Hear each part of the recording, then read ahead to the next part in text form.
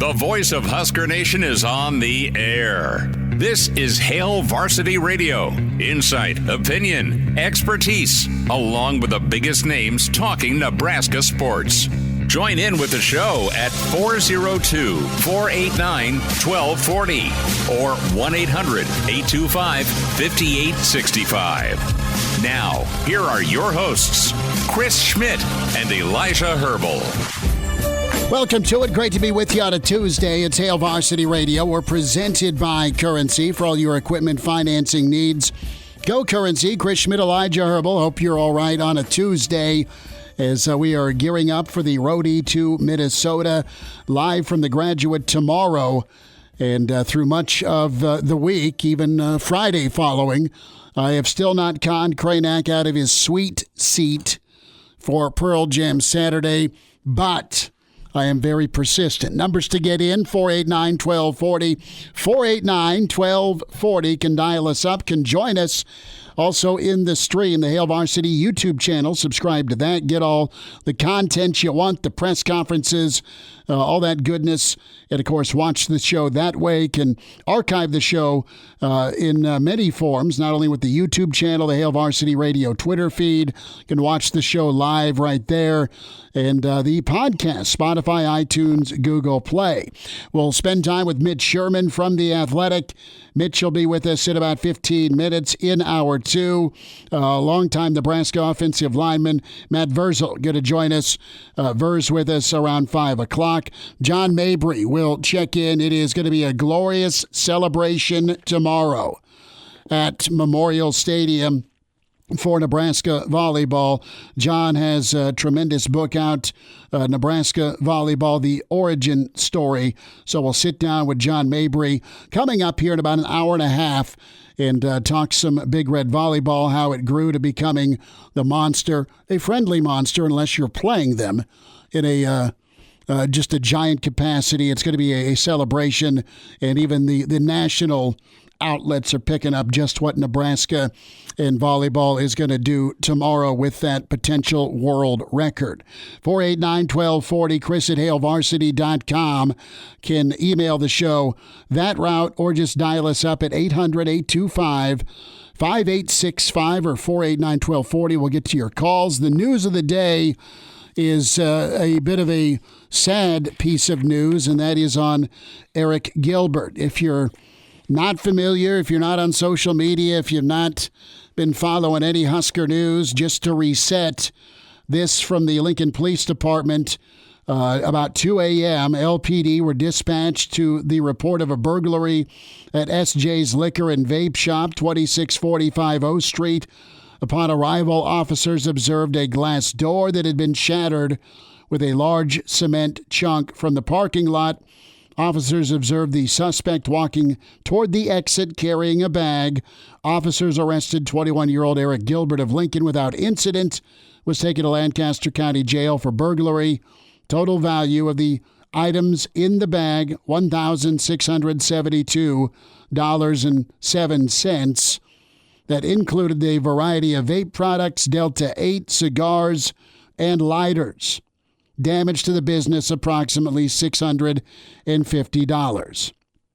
So, that is the news on Arik Gilbert. We'll hear from Coach Rule in just a moment, get his thoughts on the situation shortly.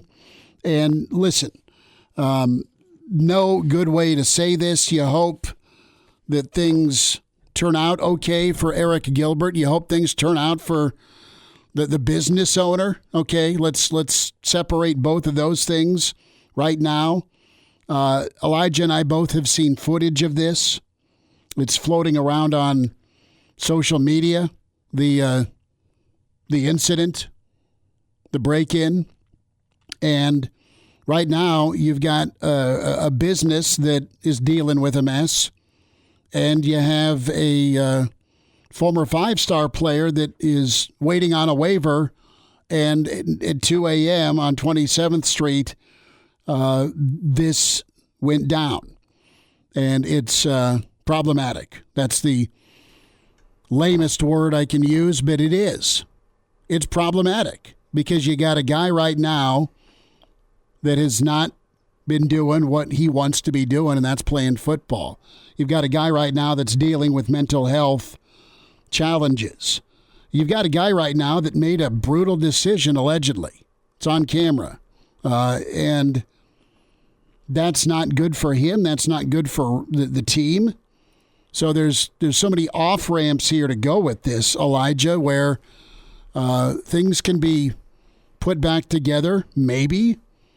But you've got a guy right now that is struggling in Arik Gilbert, and this is not an alleged action of somebody that is in a great space right now. So that is my thought on it, and you just hope things calm down and settle down, football or not, for Arik Gilbert. You hope things calm down and settle down for the business owner, because that sucks to deal with. You ever had anyone bust into your house? Yes, actually. Same. So my situation, it wasn't a business, but I felt invaded. Yeah, you felt the V word, violated. And I had a bunch of my autographs. You know, when you're a teenager, you have your autographs on display. At least some of us dorks do. Mm-hmm. So you've got all those baseballs I had, all the signed football crap, my Barry Sanders signed ticket where he played the Giants his rookie year, him and Rodney Pete signed a ticket. A family friend got it for us. Shout out Linda Johnson. And I had that on display. It's freaking Barry Sanders. And we come home. Actually, my girlfriend / future wife, this is funny. She went into my room to take care of the pet rabbit named Claude. Well, somebody had busted through my window, crawled through. We'd think it was a neighbor kid, legit. And the rabbit was unharmed, thank God. And they just ransacked the house. And took my dad's underwear, which could have been used as a parachute, I might add. And I'll assume because you said that you assume it was the neighbor kid, the culprit was never found? It was the items were returned and turned in through an attorney. Okay. So the culprit was never found, but justice was served. I don't know. You don't know? I think by getting we got our stuff back, but maybe that's not justice, but they came to a happy resolution. And I think there's three ways you look at it with this situation with Gilbert. Whenever you think about, from the business owner's point of view, you're happy for them that, how many vape shop robberies have we heard about in Lincoln within the past 12 months that they never end up finding the culprit? Like, from a business owner point of view, I think you can be happy that they found the culprit, but then you turn around and from a Husker fan point of view, there's the two ways you look at it with Arik Gilbert, the person, and Arik Gilbert, the football player. I'm going to start with Arik Gilbert, the person, because I think that's a much more important angle to take at this time. You think about, and Schmidt, whenever you and I, as you kind of laid out, there's a video making the rounds of some of the security footage from from last night. And I think both of our reaction is, who in their right mind would do this? And I think that's the angle you have to take, because I don't think Arik Gilbert, in their right mind. I don't think Arik Gilbert, whenever you watch the footage, whenever you hear some of the issues he was dealing with at Georgia and at Florida and at LSU, I think he's an individual who's in need of some help right now. Sure. So I think that's the first place. And I think Nebraska's had wide open arms to try and take him in and be there for him. Now, there is accountability that needs to happen. And I don't know if Arik Gilbert is or is not on medicine. I don't.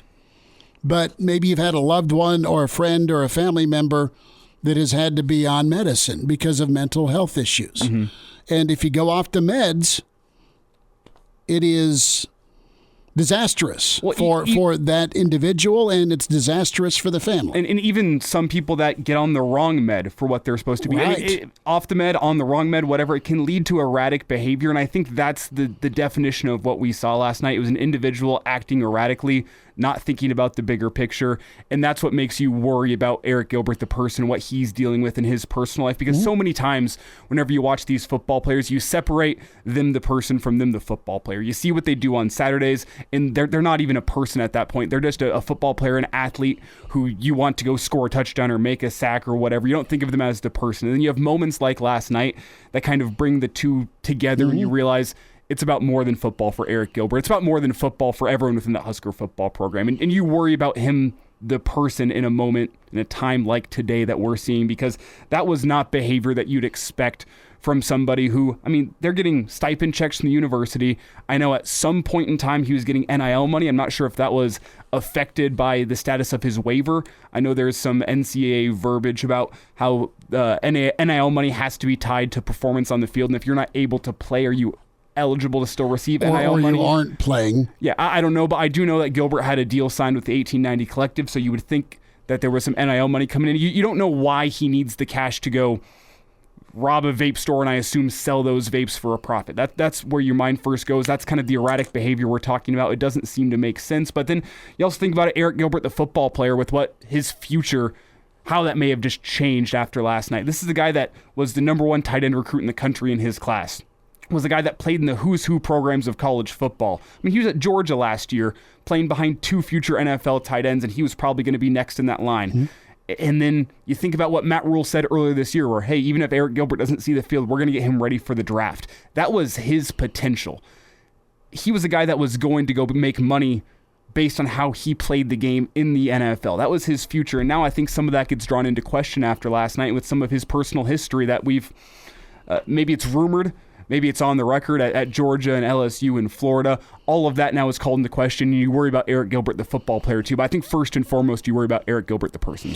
Matt asks if when the invader broke into my house, if that's when the invader left the illegal fireworks. That is the story my father told the police when they searched the house, and there was too many bottle rockets to count that were in the spare room. Let's hear from Matt Rule on Gilbert. He opened today's presser on the news of the day. Yeah, first of all, obviously, I came into work today and got the phone call about Arik. Obviously, really disappointed, really sad for him. When we took Arik, we thought we had a good. We knew we had a good group of people that were going to help him through some of the issues he's dealing with in his life. Had been really proud of the job he had done in the spring, summer. But to be honest, during camp, he's had some struggles. He's been working to overcome them. We have a great group of people here trying to help him. And then, obviously, last night happened. So I don't have a lot of details. You guys probably have more details than me. I got a quick phone call and then went out to the field. So, we'll work through those, as we get more information. But sad and disappointed. Disappointed for him and his family. Disappointed, obviously, for the business owner. And we'll have to just work through it as we move forward. So you're sitting here waiting on a waiver. You're playing, and I'm not blaming this on the NCAA. There's been that talking point today on social media by some fans that, well, if the NCAA get off their ass and get this kid his waiver, he'd be playing football. And maybe last night or early this morning doesn't happen. Fair point, but there's ultimate personal responsibility, and I know that is difficult with somebody that is struggling with mental health issues, but there still is laws. There still are choices. There still is right, there still is wrong, and there are going to be consequences for what went on, mental health or not. Now, there needs to be some considerations with all of this, but there still is the fact that a business was busted into, there was things taken, and you got caught walking out with a bag full of stuff. Rule was asked about, what's next for Gilbert when it comes to the program. Cut 5 here. Yeah, I'm not prepared to speak on him. I don't know anything about it. Like I said, I really just got the phone call and I've learned over the years not to jump to conclusions, not to jump to things. So, as you know, he wasn't really practicing with us, preparing to play. He was on the scout team. So this doesn't impact our team, and our team's ready to play. So, I'll just kind of take it, and I'm sure Trev and the people in the athletic department will have a lot to say in that. Has there been any update on his waiver? No, not as of yet. So Scott chimes in. It's obvious this young man needs help, but unfortunately, those of us battling issues can't be helped until we truly want to change. Sadly, many people have to hit rock bottom before they can be helped. And I think there's been a big-time helping hand by Nebraska, by the support staff. There's been nothing but caring, but also accountability. I mean, Arik Gilbert's a talent that at some programs you don't want to risk losing, even though he's transferred out. He's a type of talent other coaches would just go get out there and catch football. Go make a block. Go be a matchup nightmare on 3rd and 8. But there's been, in my humble opinion, a lot of accountability by Nebraska. I mean, a lot of programs don't have a 5-star tight end on the scout team because it's not been earned in practice to be higher on the depth chart. So I like that. The next step now is for Nebraska to focus in. There's the distraction question. Rule did address that. We'll be ready to go. He wasn't part of their game plan, but again, back to what we've talked about, Elijah, the person, not the player, that is the important part here. We'll get Mitch Sherman's take on this. Mitch joins us from The Athletic as we'll get ready to rock and roll on a Tuesday. It's Hail Varsity, presented by Currency. It's that time. Psst. Hey, Mitch. Mitchie. We're looking for you, pal. Mitch Sherman from The Athletic, talking Big Red. Unleash the fury, Mitch. Unleash the fury! On Hail Varsity Radio. You know, that new open for Mitch always gets me. Always love chatting with Mitch Sherman, Athletic. It's where you read him. Really good volleyball story from Mitch, and of course, coverage Nebraska-Minnesota. At Mitch Sherman on Twitter. Mitch, how's the day? Are you enjoying track right now? Yeah, I'm done. I went to my first ever middle school cross-country meet today in Plattsmouth, and I am headed back toward the metropolis of Omaha, and it was a success as far as I could determine. Well, good. That's incredible. I was never tough enough or agile enough to do cross country. The wheezing would have scared many in the field, and we'll just leave it at that. I'm not a runner. I am not a runner. I'm pretty much in the same boat. I run more today, and that's not very much than I ever dreamed of doing when I was that age. But we've got some Canadian smoke in the cross country report, and I think that slowed the times down a little bit. It's not the greatest running conditions, but it was worse last week. One of the things that is fun about going and attending cross-country meets is just how lazy you feel as all these people... Watching them bust through. They have pain in their eyes. They're running around. They're sweating, and you're just sitting there like sipping on a cup of coffee, lightly cheering them on. You'll never feel lazier than watching all these people running Run faster, honey. Come on. Sub-7-minute miles in a cross-country meet, and you're just sitting there. I would agree, and I take that to another level because a lot of the spectators will run around the course to try to see see their children multiple times throughout the race. And I'm content to stand at the finish line or in one spot. I get to see him at one time as he comes by. Mitch, here's a little secret for you. I learned from watching my sister at cross-country meets. Whenever they're getting to that final kick, doesn't matter if there's anybody behind them or not. Just say, they're catching you, and you wouldn't believe how much faster they run. Man. I'll put that to the test at the next meet. You're just going to scream, hands cupped around your mouth, hurry up! I mean, he's right behind you! Get it going. Well, tell him to hurry up. That's kind of like when you tell the pitcher, and I'm much more experienced in the baseball realm, of course, but that's kind of like telling the pitcher on the mound when he's struggling to just throw strikes. Come on, Billy, just throw strikes. How often do you hear that? Oh. And that's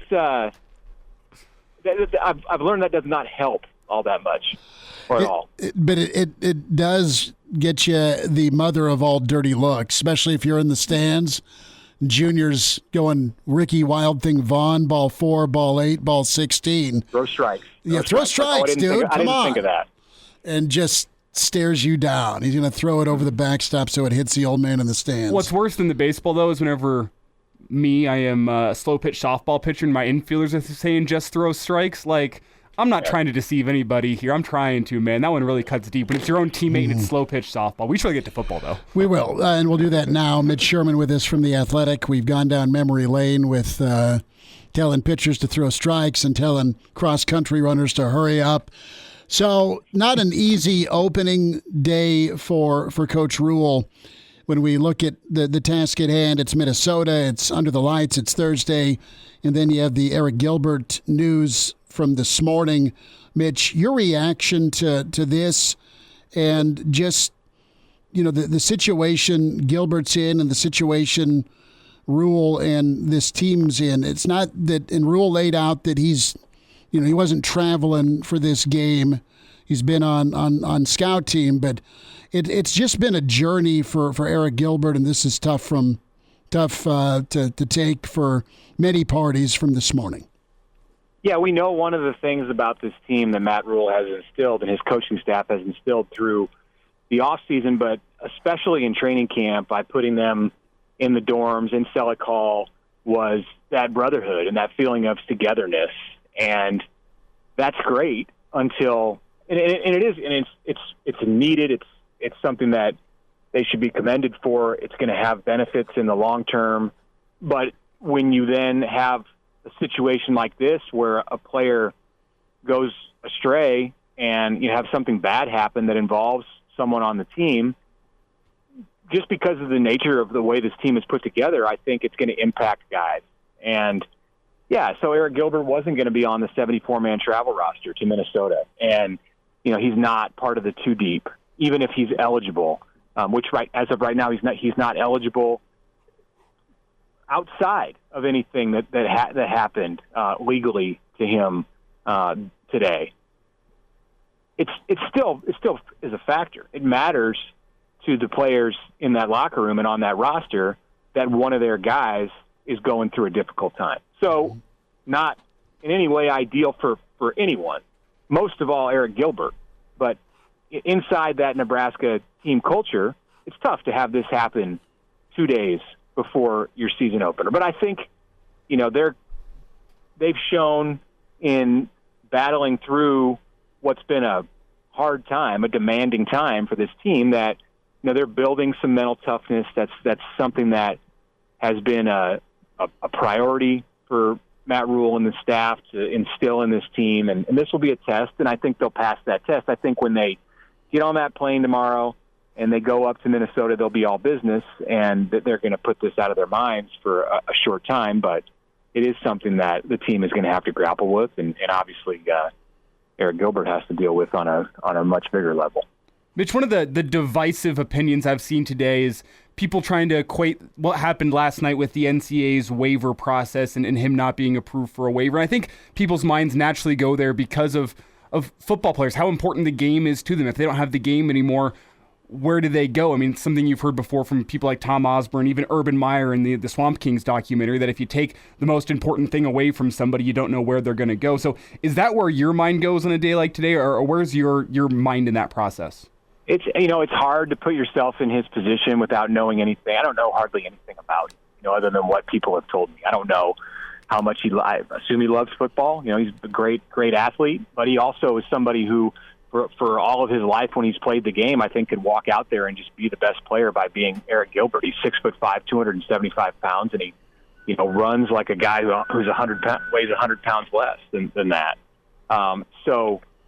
I don't know where his mind is at, but I'm sure I can say this with confidence. It's been difficult for him to go through this process where he transferred to Nebraska thinking that this was an easy bid to be eligible, that his former program was going to sign off on it, his current program was going to advocate for him, and that he was going to get he was going to be eligible. And then some things changed right after his transfer with the rules, some clarifications in the rules that made it more difficult to be eligible if you've gone through a transfer 2 times. But even then, even as Nebraska went through the spring and the early portion of this summer, I think as a program and as a coaching staff, as people in that program, they felt good about his case, that he would stand a good chance to be able to participate on this team in 2023. And when we got into training camp and closer to opening night, and it was still up in the air, and it started to look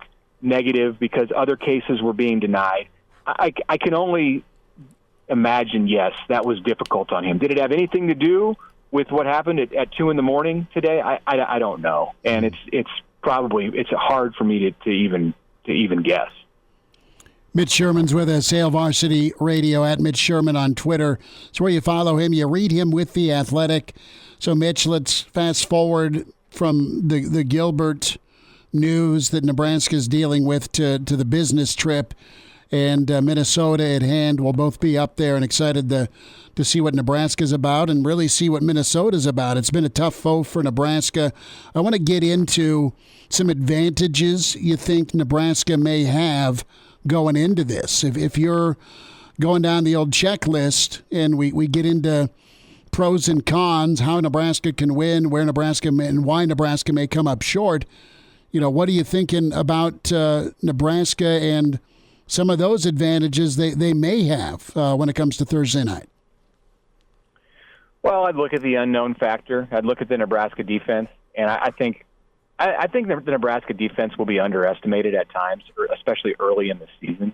I think teams that scout Nebraska are going to look at that defense and expect it to play like a first-year group and look at some of the things that it did last year. Of course, they're going to watch film of Tony White and his group at Syracuse last year and study the 3-3-5. And I don't know that any of that is going to, is going to give teams the knowledge and understanding of what they need to be ready. And I'm not making this Nebraska defense out to be the 94 defense or the 85 Bears or anything like that. I just think that there's an unknown element, and there are new playmakers in this group at every level. I mean, you can look at a true freshman and Cam Lenhart and his position mate Blaze Gunnarsson. You can look at John Bullock and Chief Borders at the linebacker level, and Deshaun Singleton and Omar Brown and Isaac Gifford. Isaac Gifford has been a player, but I think he's taken it to another level in the secondary. So there are parts of this defense, I think, that will be difficult for a team to prepare for, especially a team that's not seen this group at work. And I think Nebraska can have a slight, some kind of an edge there because Minnesota will come out and have to have a feeling out process for how the Black Shirts are going to play. I think it will definitely be the strength of Nebraska's team early in the season, if not all season, but early in the season for sure. Tony White's defense. They've shown me that with all of the information that I've gathered on this team through the spring and the entire off season, and especially this month. So that's probably number one. That's kind of a vague, that's a big one. It covers a lot of ground there. The defense has got an edge. Beyond that, I don't know. I mean, maybe Jeff Sims' experience. He hasn't been in the Big Ten, but he's got parts of 3 years of starting experience as a quarterback. Not every game went his way. A lot of games didn't go his way. A lot of moments didn't go his way. But that experience is beneficial. I think that, he's played in enough situations that you put him at, they're not going to Ohio State this weekend. Minnesota is a more of a friendly environment. It can be a tough place to play, but it's not the toughest place to play, and even in the division. So I think he'll be all right, and he'll rely on his experience. And Nebraska has more experience at the quarterback spot than what Minnesota has with Athan Kaliak-Manis. He played some last year and had some success, but he has not been in as many situations as Jeff Sims. Mitch, we're up against a hard break. Can I get 2 minutes on the other side to hit volleyball? Is that all right with you? Yeah, we can do that, sure. All right, cool. Mitch Sherman continues on with us. Hail Varsity Radio, Tuesday edition, and more with Mitch Sherman from The Athletic, at Mitch Sherman on Twitter. And now, back to Hail Varsity Radio.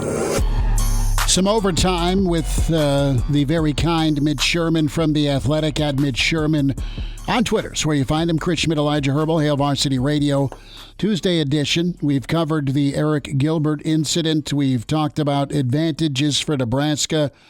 Mitch, last thought on football. When it comes to being that fourth quarter team, will you be surprised if Nebraska is ready to be a fourth quarter team out of the gate? Yeah, a little bit. I think eventually that's going to be if Matt Rule has success here, and I believe in what he's doing.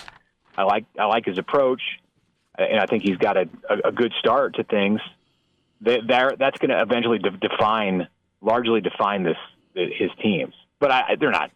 I don't know that they're there yet. I don't think that they're there to the place yet where they can dominate Minnesota in the fourth quarter in week one in the Gophers home stadium. I mean, we'll see. But if Nebraska can make it a push in the final 15 minutes, that's I think that's a win. And really, sometimes these things just come down to the momentum in the game. It's not always about the big, grand plan in the program and how everything's trending. Sometimes it's just like, hey, you got an interception or a fumble or a fluke play happened at the end of the third quarter, and you take momentum into the fourth, and then you're the best team in the fourth quarter. So there will be times, I think, this year where we see it, and that doesn't mean that Nebraska's ready to always be the best team in the fourth quarter, but it's a huge emphasis for Matt Rule. And so much of an emphasis that it's interesting to hear him talk, and he did today, about how much he doesn't care about a fast start. He doesn't want to lose the first quarter 14-0, but he just wants to trade blows for the first couple of quarters. That 8-minute stretch at the end of the first half, start of the second half is important for him. It's always an important part of the game. But really, he wants to get to the fourth quarter, just standing in the middle of the ring and trading blows with the teams that, figuratively, that the Huskers are playing, and then find that next level in the last 15 minutes. It's a good game plan. It sounds nice, but Minnesota wants to be a good team in the fourth quarter too. So does Colorado and Michigan in a few weeks, and it's going to take Nebraska some time to develop that ability to outwill other teams. Mitch, last thought here on football before we switch gears and talk just a little bit of volleyball. The Vegas line, the total line for this game, has moved down by a full 3 points in the last 7 days, from 46.5 to 43.5. So a lot more people out there forecasting a lower scoring game. And if this is a low scoring game on Thursday, what are one or two keys that are going to be of utmost importance for Nebraska in order to win in a low scoring game? Yeah, I mean, I probably would just throw out some of the generic ones that you hear always. It's hard to break it down to that level until you see how the game's going to go. But I mean, win third down, get touchdowns when you're in the red zone instead of field goals, and win the turnover battle. I mean, special teams are important. I mean, these are I can give you those exact same keys just about every game that Nebraska goes into. But I think if it's going to be a defensive game, the margin for error becomes more slim, and you need to get 7 points when you have the possibility to get 7 points. It's a big deal to if you leave those 4 points out there on the field and have to kick a field goal or miss a field goal. So red zone, turnovers, special teams, third down. I mean, those are like the staples of winning close football games, and lower scoring would indicate it's going to be, the people think it's going to be a closer game. Mitch, it's volleyball day in Nebraska and perhaps the world tomorrow.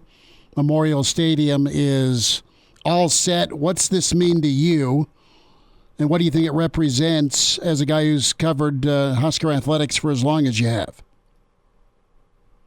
I mean, it's a big moment for Nebraska as a institution, as an athletic department. For the volleyball program, it's huge. It's gonna pay dividends down the road for John Cook's program. I think long after he steps away and retires someday. I mean, as I wrote in the piece today about Nebraska volleyball, we forget that John Cook is 67 because he coaches with the energy of somebody who's in his 30s or 40s. It doesn't seem in any way like he's nearing the end of this thing, but at 67, I mean, he can't go on that much longer. And I think what they're doing what they're doing tomorrow night will have a lasting impact. It's big for a big moment for women's sports in America, I think, and that's not hyperbole. That's not going too far. I think you look at some of the media coverage that this thing is going to generate, some of the attention. The president of the NCAA is coming in tomorrow, so it's walking around Memorial Stadium today, it felt like the Friday before a big football game, not just any football game. It felt like the Friday before Nebraska-Oklahoma from back in the old days, or Nebraska-Ohio State in more recent times of Husker football history. So this is it's a huge moment. I mean, great accomplishment. Very difficult to have pulled this thing off and put it together on a Wednesday night in August, and they seem on the cusp of doing that. So I'm looking forward to being there and taking in that history. Mitch, really thank you for the extra time today. Great stuff on volleyball, great coverage with Nebraska. We'll see you in Minneapolis. Thanks for a few minutes today. Yep, thanks a lot. There he is, Mitch Sherman from The Athletic, at Mitch Sherman on Twitter. And we are going to be in Minneapolis, live from the Graduate in Minneapolis tomorrow. So Elijah will hold it down here during Volleyball Day in America. And we'll be ready to rock and roll in Minneapolis Wednesday, Thursday morning, Thursday afternoon, Thursday night, post-game, Friday morning. The Friday morning one's going to be a hell of a time. That'll be all right. Friday morning, and then Friday afternoon again. That midday Friday nap is going to be huge, because it's the post-game show. I would venture to say, assuming there's going to be a lot of running the football on Thursday night, I assume it probably starts at 10 and probably ends somewhere around midnight, 12:30 for that post-game show, depending on the results of the game. Then you and I are back at it 5.5 hours later with the morning show, and that midday nap on Friday. If you want to talk to me on Friday, make sure it's not between the hours of, say, 11 a.m. and 1 You're p.m. dictating to me when not to. I won't be calling you. I will not. There won't be this panicked text message. Hey, dude, no. I will let you be. You let me be. And we'll recover together. Even if you try to reach out to me, there's a real chance my ringer won't There's going to be a up. nasty gift sent back my way. Big thanks to our friends at Sauter Heyman, Lazari's Pizza for powering the road trip this week to Minnesota, for Boulder next week, and then Sparty down the road. So we're really thankful to them. We'll have a little bit more from Coach Rule. The kicking game, tight ball game, unders, right? We'll get into the Vegas thing that Elijah threw out there. It's dropped a whole whopping 3 points. We're talking 21-17 type deal. That's what it looks like. Who's going to be smiling come Thursday around midnight? Who's going to be crying in their beer? I believe the most recent line has it at 43.5 for the total. Yep. Is it down to 6.5 now? The spread is down to 6.5, and the total is 30 and a. Because it started 43.5. It started at 8.5. We go back to July, so we'll get there. More from Coach Rule, Matt Vrzal coming up here in less than 20 minutes. John Mabry, his book, The Origin Story, Nebraska Volleyball, as John will join us here in hour 2. Hail Varsity continues. We're presented by Currency. And now, back to Hail Varsity Radio. One final time this hour, it's Hail Varsity Radio. We're presented by Currency. Reminder about your friends at Dyer Law Workers' Comp. Are you confused about your options for workers' compensation and that claim? Well, put your trust in the friends and your team at Dyer Law and help ensure that your rights are protected. You get the settlement that you deserve. Call Dyer today at 402-393-7529 or visit dyer.law to chat with a trusted professional about your workers' compensation claim. That's dyer.law, 402-393-7529 to get in touch with Dyer Law. Chris Schmidt, Elijah Herbel. We'll get to more of your StreamYard comments and emails as well. Arik Gilbert, the topic that led off with the arrest this morning. Matt Rule's commented on it and really isn't prepared to go much further as far as what's next for Arik Gilbert. didn't go that direction. That's not where Coach Rule went. He did talk, though, as the final question of his press conference today was a familiar word, and it was a talking point for a lot of years between different coaching staffs, but the fast start topic.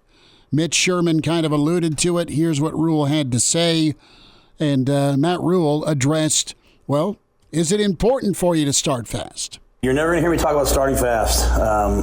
Started fast last year. We're up 10-0. The game to me is built. The game to me is about, as Coach Osborne told me, played the whole game to get to the fourth quarter and try to win in the fourth. We want to be the best team at the end, and I've worked hard to teach our guys that. What kind of? There's a great quote. What kind of competitor sees the finish line and slows down?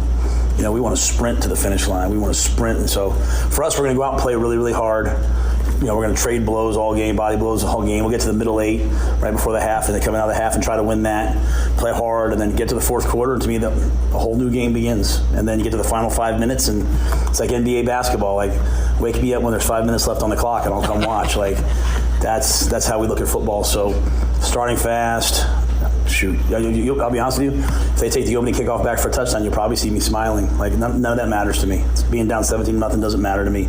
How we play going into the fourth quarter, through the fourth quarter, that determines who you are, how you play. Like, the first game is really important to me, obviously. It's this game. How we play to the end of the year. We want to be a team that gets better every game, gets better every drive, gets better through the season. So this is a great day for us. It's the great first step on an amazing journey. And I love what Matt mentality. And I love what he's saying about the mentality there, but I wish he wouldn't have put the whole opening kickoff for a touchdown thing into the ether. Like, I've watched enough Husker football in my day to know, like, don't mess with fate like that. Don't put that out there. I know he's saying I don't care, but hey, there's a lot of Husker fans that wouldn't like to see that. Don't put that out there. They have not named who's the kickoff specialist. They have named the field goal kicker at Alvano. Yeah. And good for him winning the job. You just want some more consistency and steadiness probably for in-game action. I know it's been an adventure with the fact the kicking contest lasted this long to name somebody 2 days before the game, and there wasn't a cut-and-dry winner until this point in the camp.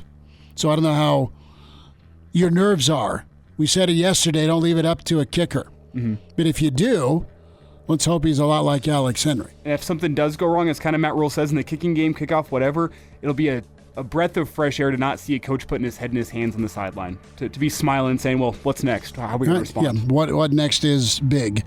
Matt Vrzal is next, Hour 2 on Hail Varsity. The voice of Husker Nation is on the air. This is Hail Varsity Radio. Insight, opinion, expertise, along with the biggest names talking Nebraska sports. Join in with the show at 402-489-1240 or 1-800-825-5865. Now, here are your hosts, Chris Schmidt and Elijah Herbel. Back into it, it's Hour 2. It's Hail Varsity Radio. We're presented by Currency. Chris Schmidt, Elijah Herbel. Welcome in Husker standout, pizza man, and ball coach, and host of Husker Hangover with your friends at Hurrdat. Matt Vrzal back with us at Verz51, where you find him on Twitter. Verz, I don't know your mowing habits, but I saw a retweet of Taylor Lewan doing the old kick out and chopping his feet backward. Do you get all sorts of freaky like that when you're mowing your yard, if you mow your yard? Bud, fortunately, I own a home in Lincoln, but I do not live in that home. Aha. The corporate office up here in Omaha that I reside in, so I have not had to mow in quite some time. But yeah, I retweeted that video out also. That's a pretty good one. Well, tell me, you like the technique. I know he's a pro bowler, but he's also had some knee injuries. I get a kick out of Taylor and Will, but that's one way to mow. Yeah, it is. It's a little over exaggerated, but yes, it is very funny to watch it. So let's get into O-line play here, bud. And Brother, what are you expecting Thursday night? How's the Husker radar for you? Are you feeling good? Are you cautiously optimistic? Are you questioning some things as you go into this as a Husker fan and former Husker? What do you think of the matchup Thursday night? I think the biggest thing that probably wanting to see out of this is just that they fully grasp that everything they need is in their control. Okay? So all they have to do is go out, and the number one is just make sure that you give optimum effort all the time, because you can control that. You can go as hard as humanly possible for as long as humanly possible, and then you go out, somebody else comes in and gets you a break, right? They can be aggressive. They can know all of their responsibilities. And if you go out and control everything that's in your grasp as a team, now you're halfway there. Okay? Then talent's going to factor in. So I don't know if they're deficient in talent. We're going to have to see what Minnesota has. They lost a lot of people too. So it's not like you're playing a world beater. They have issues as well. So we'll just have to just go out and give it everything you got and see what happens. It's Matt Vrzal with us here on Hail Varsity Radio. And Verz, tell me about what you're watching for in the first quarter, because we've talked about it on the show a good amount here within the past couple weeks, the importance of throwing that first punch as opposed to getting punched in the mouth. How did you as an offensive lineman make sure you threw the first punch? Well, a lot of times I was watching. I appreciate your generosity and the use of the term standout in the intro, but that's a bit of a stretch. It was to watch the guys prepare, okay? It's much, much easier to be, I'm just going to say supremely aggressive when you have confidence in every single thing you do.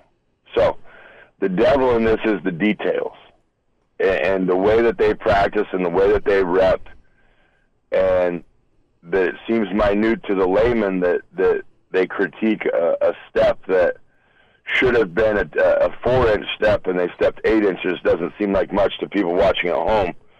To linemen, it's everything in the world. So to watch them in their practices pay attention to that detail, it's a really, really cool thing to see that is back in play. Because as irrelevant as that sounds, it matters.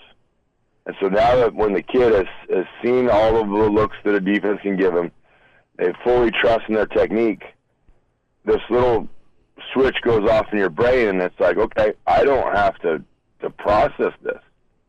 My body now is just this machine that I've built. I can just go play. I can go be a kid, and I can play a game that I love, and I can just go out and try to whoop ass and win. So that is the thing. Would you love to get the first shot in? Yeah, but it doesn't always happen. But, now there's no more reason of, they look like they're thinking too much. They're well prepared. And it's just, let's be honest, this camp has taken about 9 years, so it's just time to play a game. It has gone on, and we're anxious for kickoff as we'll be up in Minneapolis, ready for extended coverage. Hail Varsity Roadshow, of course, at the Graduate. Matt Vrzal with his former Husker and coach. Verz, when you look at just this process, what can be gained from day one of Rule to now? What's a realistic transformation this team can be, not only for this first game, tough duty, but doable duty, and then the rest of the year? I mean, how far can a team come in this time span with new procedures, with a new voice, with a guy like Rule to touch on your attention to detail point? The game, like right now, for Nebraska, you're about to go through a huge mental exercise. Physically, they're in better shape than they've ever been in quite a while. And now you're going to see if they can get off to a fast start, okay? Not predicting wins or losses. I think right now, as it lays, it's a 6-16, and that is awesome. In the previous years, I've used the phrase, I hope they can get to 6-6. And there's a difference in the phrasing. Right now, as it lays, that's a 6-16. Now, that's just a baseline. If you watch it and they gain confidence early in the season, now that number moves. So they go out and the systems that they put in work and the plays that they've designed are successful. And all the things that they've worked on for so long are efficient and they produce results. Now these guys have something finally to believe in. Because you've got some of those seniors for 5 years that have been sold a bill of goods. And nothing that they've been told is going to come to fruition has come to fruition. So they're just like, hey, man, everybody that recruited us or everybody that's been here as our coach told us this. None of this has worked. So we got this guy in here now. He's done a great job. He and the staff have done a great job of rewiring their brains. When you hear them in press conferences, they repeat the things that the coach says, right? There's no freelancing. What Rule says in a presser is very similar to what the players say in the presser. What the position guys say in the presser is very similar to what their position coach says. So that means what being said behind closed doors is being absorbed by them. They believe in it. So now this mental exercise, can we believe in ourselves and can we trust this third, for some of these guys, third set of old men that have come in here to try to help us? If they do, they can shock some people and win a couple more than that. If they don't, they can lose a couple more than that. But right now, as they lay, and it's awesome, 6-6, and this is not accepting mediocrity. Hashtag Steve Peterson, where are you at? But at 6-6, okay, you get to a bowl game. You get 15 more practices. You go into an area that is not your own area, so you can invite all the high school coaches to come watch you play. And somebody may like it, and somebody may like how you operate. They say, hey, we got a kid here, and we think it's going to fit you guys great. Or we played against this kid. I think he'll fit your system awesome. But it's a chance to move the brand out to different areas and show that it's much like the stadium and everything else there. It's under a little bit of repair, but it's moving in the right direction. Matt Vrzal, a couple of minutes, Hail Varsity Radio, talking Nebraska-Minnesota. A lot of excitement in the state, Verz, and you played with a lot of talented fullbacks, just a different mojo to an offense when it is downhill and physical. And I know you know Barrett Liebentritt real well, his time at Scott, then to the Irish, and now back to Lincoln. Tell me a little bit about Barrett, if you can. We had a chance to talk with him last Saturday. And what is your perspective on him and just the fullback position in general, what that can do in Big Ten country? Barrett, number one, great kid, great family, huge brain. Guys like a Regent or super-duper Regent scholar, whatever the super smart people are. Road. You know, one of those where you're just like, hey, buddy, there's probably something that's going to cure something inside that nugget of yours. Are you sure this is what you want to do? And then you see how much he loves the game. And he's not lying when he says, I love to hit people or whatever he said in his little clip. That's him. He's about that life. He will seek contact, which is awesome. It's a very throwback kind of thing. When it first came around and the prior regime did not want to give him the time of day, I really struggle to understand that because he's a no loss, no fault to your team. He's unbelievably smart, so he boosts your GPA. For all your 175s on the roster, he moves you immediately up to a 2.5. He practices hard. He's a great human being. So to see him get that opportunity with Rule and crew when it came back around, it was a really neat deal. And then for him, you didn't have to have a lot of discussion about it. He knows the opportunity that's at hand. And if they really do want to get into the I formation and they want to put him at fullback, he's ready. He's good with it. So just excited for him, excited for his family. And I am on record saying that he at some point in time will catch a touchdown pass this year because one of the undersold things, as much as he liked to hit, is he's got a great set of hands. He did an excellent job for us at Scott, catching the football in the flat, interceptions, that kind of thing. So he's a steal for him. It's the perfect storm. It worked out, and I'm just happy as hell that he got there. Matt Vrzal. Verz, about a minute. You're awesome for giving us some time. Nebraska wins Thursday night because ... fill in the blank. Okay. Nebraska wins because they limit mistake, both mental and physical. Like last year in the offensive line, they were toward the lower end of the equation. I think of all the plays in the game, it was like between 11 and 15% of the plays, at least one lineman was doing the wrong thing. Okay, that's hard. That's a big number. You know, if you get 70 plays in the game, that's 7 plays where not everybody's on the same page. So you got to hone that in. But I think they've addressed that. They win if they can control the ball,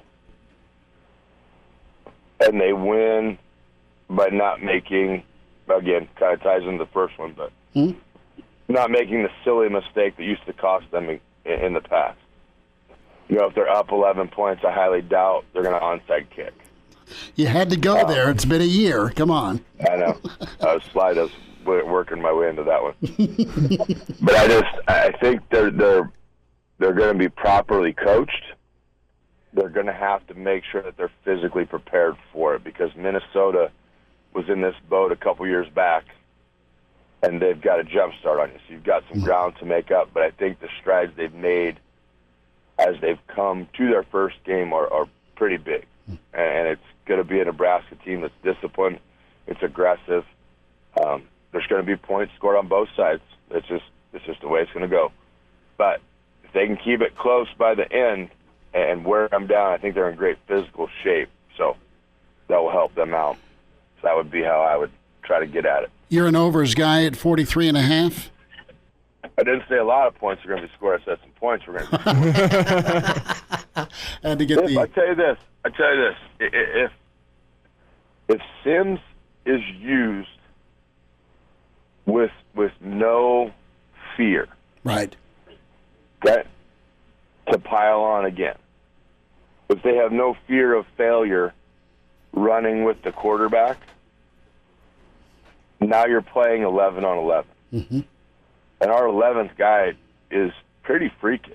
I mean, properly jacked, chiseled from stone, about 6'4", going to make some moves. But now safeties that want to creep into the box and say, well, that quarterback's not going to run it, are going to be wrong. And now you got business decisions to make. Because if I'm 170-pound, 180-pound safety or corner, and our boy Sims comes around the corner at 2 1/4, okay, how do I want to tackle that guy? He's athletic enough to make that guy miss, or maybe even possibly, and I'm not a huge fan of it, but go over the top of him. You know, now you've got some things you can do. Now you got to play a legit defense, and you can't cheat anything. And then, you know, every now and then you get it to Irvin, and he's not going to be your 4-2 guy down the sideline, but again, 225 pounds, been moving some weight. You got business decisions to make now, cornerbacks and safeties. Because I don't see him avoiding much contact. I see him going to the contact. And then how Fedone, you know, kind of factors into it. Now, is that a 21-point outbreak by Nebraska? I don't know. But I could see that game going into the fourth quarter, 17-14. Sure. And Nebraska scores one late, and you sneak out there with a win. Matt, last thought here before we get you out. I'm going to put you on the spot about 15 seconds. Design me the perfect pizza to eat during Nebraska-Minnesota. I mean, there's one on the menu, but the fat ass attached to it, I don't want to give his head any bigger flow than it is. So, no, the Haas on a game day is always good. Canadian bacon, hamburger, sausage, pepperoni, and away you go. Med Vrzal. Verz, you be good. We'll check in again. Thanks for the time, Med. You bet, fellas. Have a good one.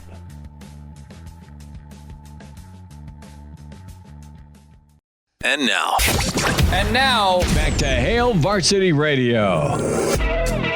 Thanks to Verz for spending a few minutes. Mitch Sherman in Hour 1. It's Hail Varsity. We're presented by Currency. We welcome in a longtime man that's covered Nebraska athletics at a high level for a number of years. John Mabry joins us as we celebrate Volleyball Day in Nebraska tomorrow. His book out, The Origin Story, Nebraska Volleyball. John, great to spend a few minutes with you again. Thanks for the time. Yeah, Chris, it's good to talk to you guys. Well, thanks for joining us. And I want to start with you, John, and just the impetus for doing a work on Husker Volleyball. And again, it culminates in such a celebration tomorrow at Memorial Stadium.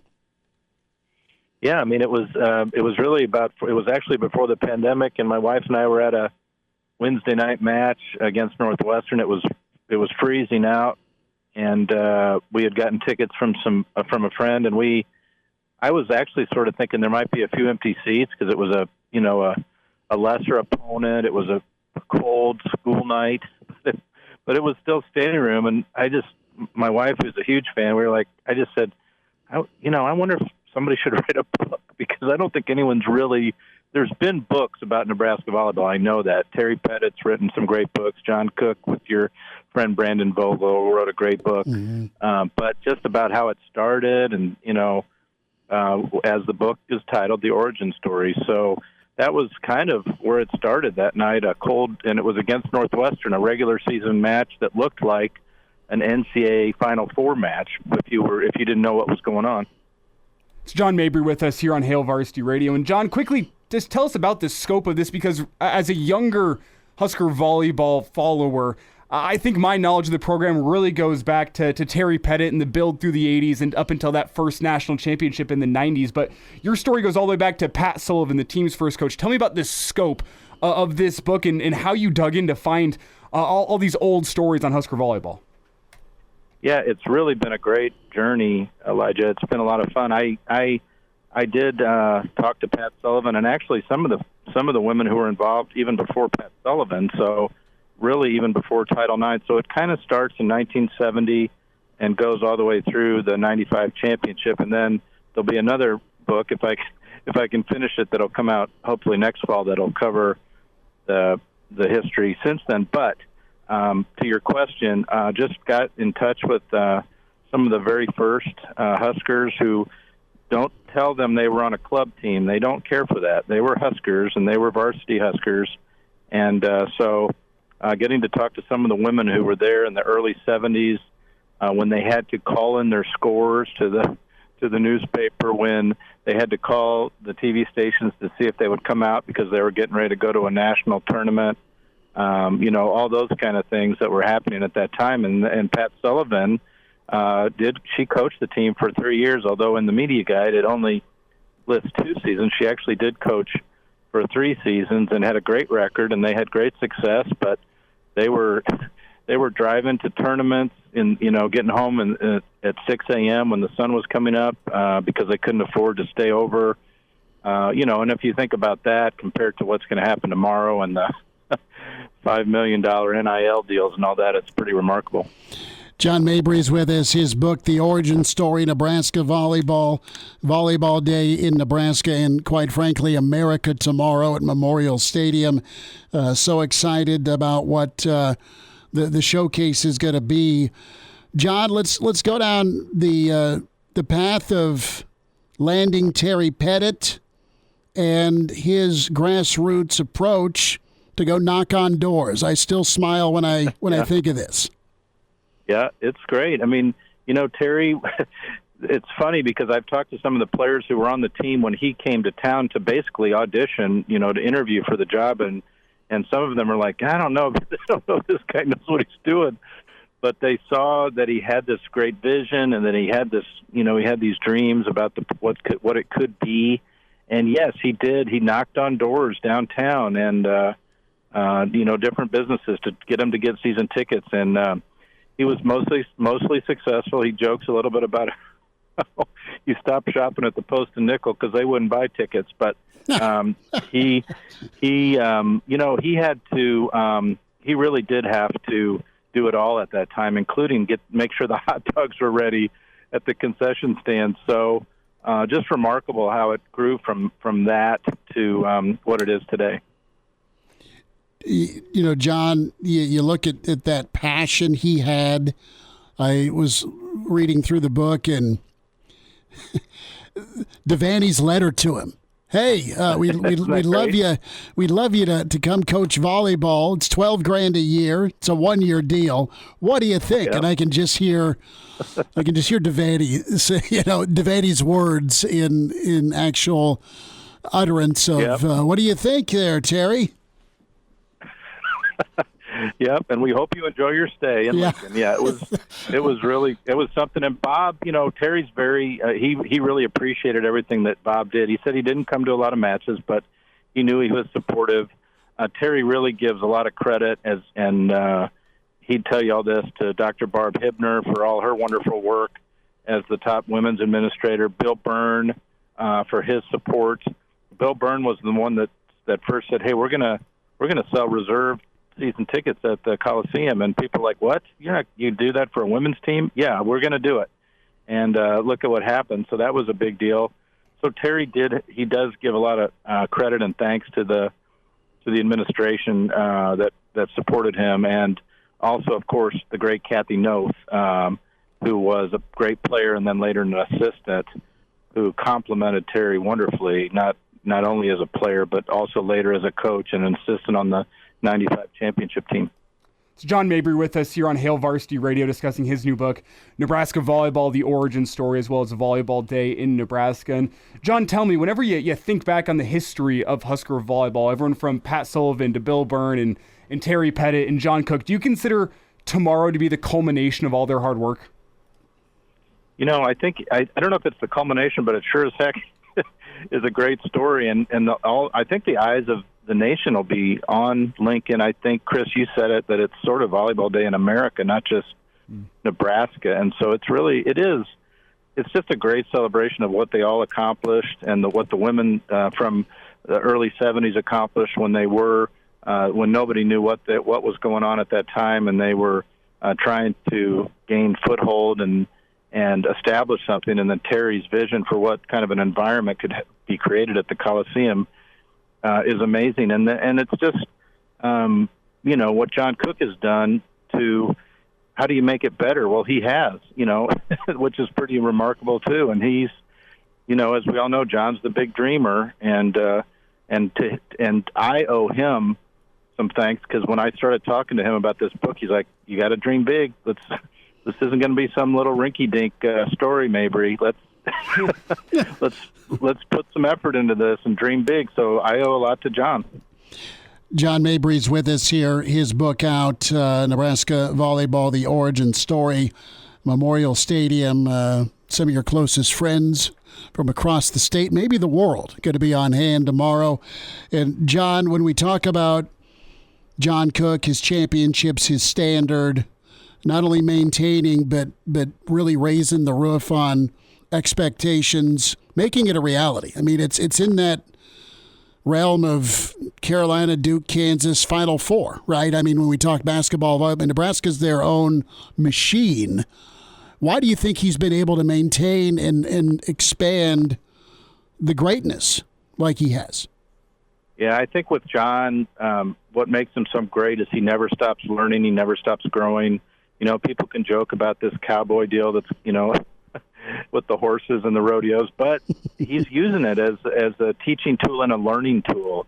He's sharing with everyone who will listen a book called How to Think Like a Horse. I mean, he's always learning, and he knows he doesn't know it all, and he's always growing as a coach and as a person. And so I think that's a really big part of it with John. And I think he'll be the first to tell you that he's changed in a good way, as far as dealing with players and understanding some things that he didn't understand or want to understand early on. And, but what a job he's done to turn it into something even bigger than what Terry created.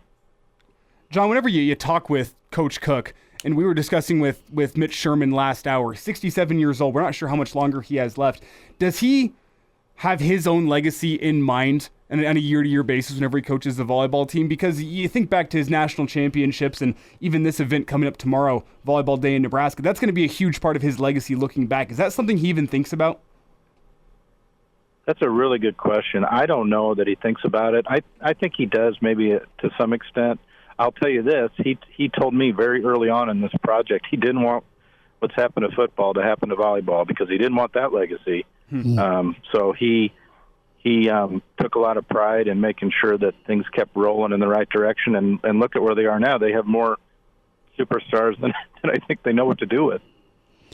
John, how can folks get this book? I know you've worked really hard on it. It is great for not only volleyball fans for Nebraska, but just Nebraska fans in the state and outside the borders. Where can folks, how do they get in contact with you? Where can they go pick them up?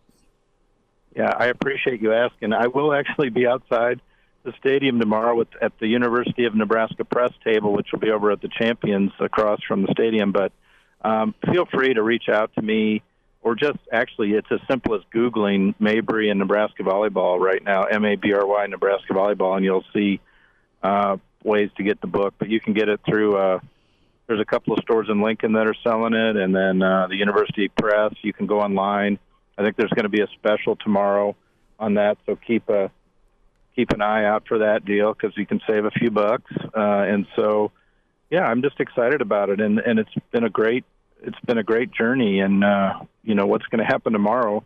I don't think anyone's going to be without some emotions tomorrow, even if you're the coldest of sports writers, to be there to see that happen to women's sports and not just in Nebraska, but it's such a great story. And I'll tell everybody, it's not just a women's sports story. It's just a great story, period.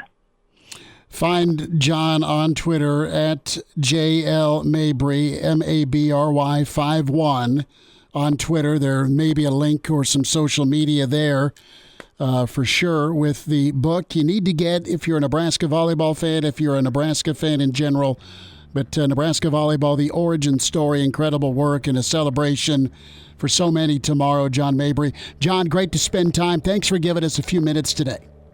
It was great to talk to you guys. Thank you. All right. Good stuff from John Mabry. Just excellent work.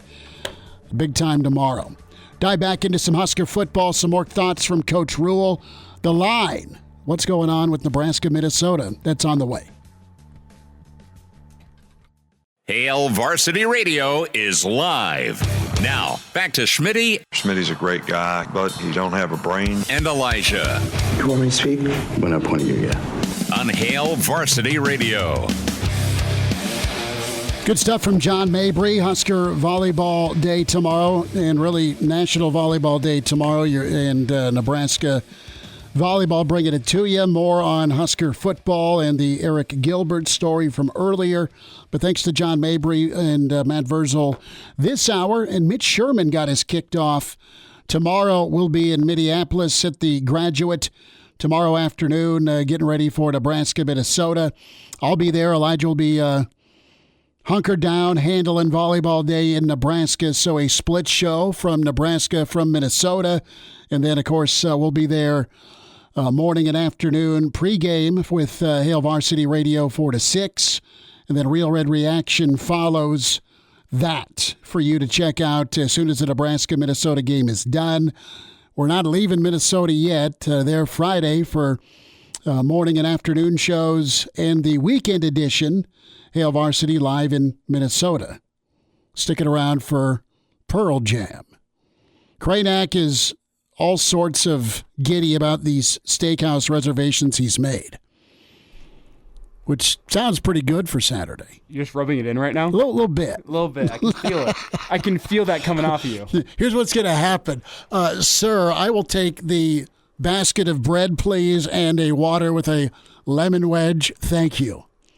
Thank you so much. Meanwhile, I'll be having ramen noodles at home. You and my kid. So Brennan's all in, okay? He says Nebraska by 1 million. Let's dive into this real quick. So the line has dropped by 3 for the over-unders, 43.5 The line right now is Minnesota minus 6.5. My gut says Nebraska covers. We'll have more of our specific predictions around 5:40 Thursday with our dear friend Klasburn as the Friday Make It Thursday forecast kicks off. Glenn Mason joins us tomorrow, former Gopher head football coach, as we'll see if we can't get him out in person. Kevin emails in chris@hailvarsity.com. Why are you talking about your father's underwear? And we were both, Elijah and I, sharing moments of distress when we had our places broken into many years ago. And the goon who busted into my parents' house took my dad's underwear. I don't think I have told you the story. It was his loss. One time I was... Not my dad's, the assailants. One time I was sitting on my dad's front porch back in high school, and lo and behold, a large group of hooligans, probably 15 of them, is just walking up and down the street, checking door handles on cars. And I tell you what, I scared the living... Because our front porch was dark, the lights were off, we're just hanging out enjoying a summer evening. And as soon as they get to my car, and if they would have gotten into anybody else's car, I would have yelled at them. But as soon as they get to my car, right in front of our house, I, from the dark porch, just yell in the most menacing voice I can, like, hey, what are you doing? And those kids freak out. They scatter. They run in all different directions. It's a very satisfying moment. They didn't get into my car, and I don't keep any valuables in there for anyone out there who wants to come check my door handles at the radio station. No valuables in my car. I always keep it locked. But that was one of the most satisfying moments dealing with a potential... It wouldn't be a home invader, a potential car invader. Yeah, I would venture the home invasion's a whole different deal. That would be brutal. But let's dive into some more thoughts from Coach Rule. And this is good news. Let's get to the good news part, as you've named a kicker and you've got an injury update on a couple of key guys. Cut to here. And Alvano has won the job.